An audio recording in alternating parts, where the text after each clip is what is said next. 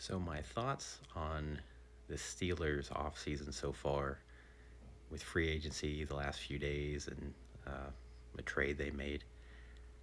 They've done pretty good so far. I still don't have any faith in this team making a serious playoff run as long as Tomlin's still the coach. And I'm not sure if the Arthur Smith hiring was really that great of a hiring, to be honest with you. But with that being said, I know people are pretty divided on Russell Wilson. People in Pittsburgh are pretty excited, but I know people around the rest of the country, of other fans of other teams, are pretty divided on if Russell Wilson can still play or not. But for league minimum $1.2 million for 1 year, even if he doesn't pan out, he'll at least be a great backup. Of course, if he doesn't pan out, that means we're playing Kenny Pickett. Kenny Pickett fucking sucks. He's not going. He's not doing shit. So I still like the Russell Wilson signing, and I think it's worth a shot. We'll see what happens with that.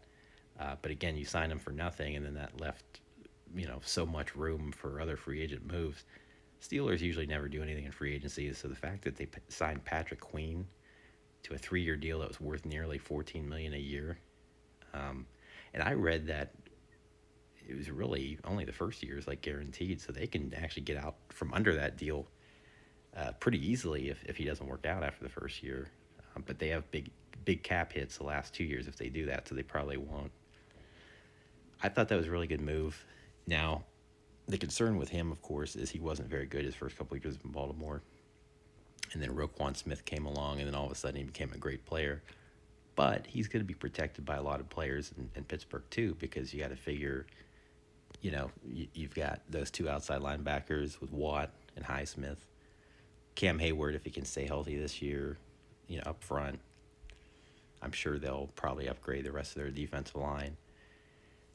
You got Joey Porter Jr. and Minka in the secondary. So I think he'll do a pretty good job in Pittsburgh. And then Cole Holcomb, if he can be healthy, stay healthy for the entire season. He actually was hurt half of the season in 2022 in Washington, and then went down halfway through last season in Pittsburgh. So I'm concerned about his durability. He's only played 15 games the last 2 years. But if he stays healthy, between him and Queen and the two outside backers, that could be like, no BS, maybe the best linebacking core in the entire NFL. So there's a lot of hope on that. But I really love the Deontay Johnson trade above all else, because I was never that crazy about Deontay before last season, because I just thought he dropped too many passes, and he thought he was Tyreek Hill. Every time he'd catch a pass, he'd try to run backwards, no matter what the situation was. Only one guy can do that, and that's the cheetah. That's Tyreek Hill. Nobody else can do that.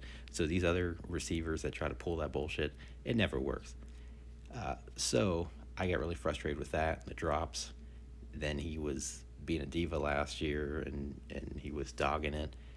So I was really hoping that they were going to cut ties with him. So the fact that they were able to trade him and not just get a draft pick in return, but the fact that they got a pretty good starting cornerback in Dante Jackson from the Panthers, who, like Deontay Johnson, only has 1 year left on his deal. So if it doesn't work out, then hey, we're only stuck with him for this upcoming year. So overall, I'd say so far the Steelers are doing a pretty damn good job. I'm pretty pleased with what they've done so far, and I think if we can address our offensive and defensive lines in the draft, and then get a receiver in the 3rd, 4th round range, I think we're looking pretty good this year. So be interesting season coming up for the Steelers.